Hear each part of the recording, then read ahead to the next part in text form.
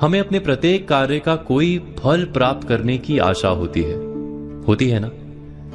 जब वो फल नहीं मिलता और कार्य अधूरा छोड़ना पड़ता है तो उसे हम असफलता कहते हैं।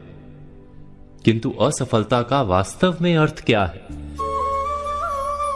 हम सबने कहानी सुनी है कि बार बार गिरने पर भी मकड़ी अपना जाला बुनने की मेहनत करती है, इसीलिए वो सफल होती है।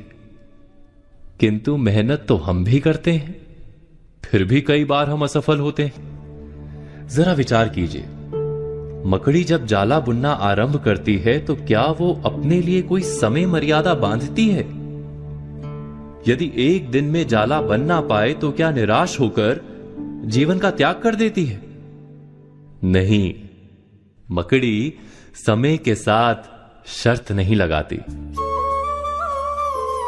आरंभ किया हुआ कार्य जब तक पूर्ण नहीं होता तब तक वो प्रयास करती रहती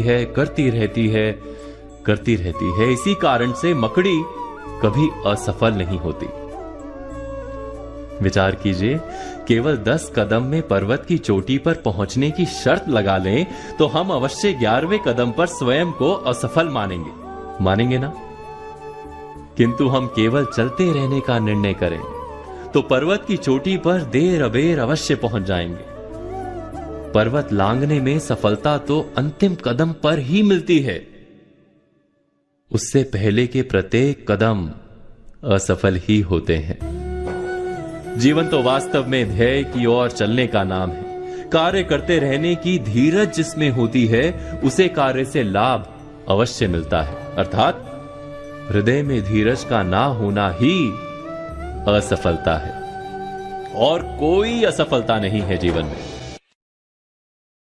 हम अपनी कल्पना से कोई योजना बनाते हैं, वो योजना वाकई बहुत काम की होती है, उसे हम बहुत उत्साह से आरंभ करते हैं, लेकिन उस पर थोड़ा सा काम करके हम अचानक उसको विराम दे देते हैं। ऐसी अनेक आधी अधूरी योजनाएं आपके पास भी होंगी जिन्हें आपने पूरे जोर शोर के साथ आरंभ तो किया, लेकिन उसे उसके परिणाम तक नहीं पहुंचाया, और पूरी कल्पना, पूरी योजना एक नाकाम सोच के रूप में सामने आती है। आपने कभी विचार किया है कि ऐसा क्यों होता है? ऐसा मात्र कार्य में संकल्प शक्ति के अभाव के कारण होता है।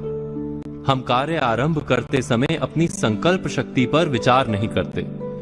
भावुकता के साथ काम का आरंभ तो कर लेते हैं, लेकिन उसको निरंतर संचालित करने की क्षमता पर विचार नहीं करते।